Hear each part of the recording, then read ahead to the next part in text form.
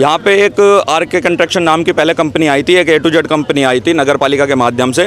उन्होंने 7-7 महीने काम कराया और इनका वेतन लेके भाग गई हर बार। तो हर बार ऐसा ही होता है। अब की बार फिर एक और कंपनी आई है नगर पालिका के थ्रू। किस नाम से?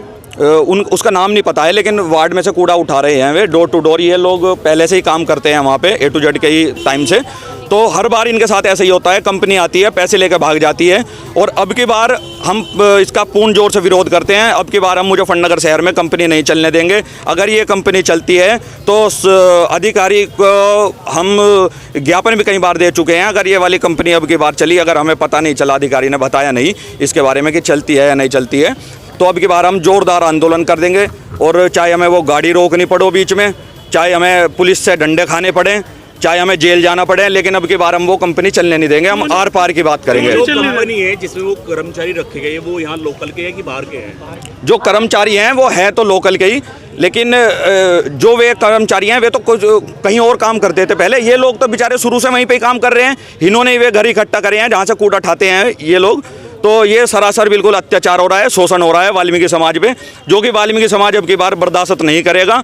और अब की बार हम ये कंपनी बिल्कुल भी चलने नहीं देंगे। जो लोग आपके साथ है ये नगर पालिका में काम करते हैं या खुद का?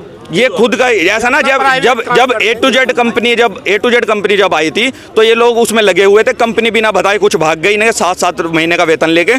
तो ये परमानेंट वहीं पे काम करते रहे फिर।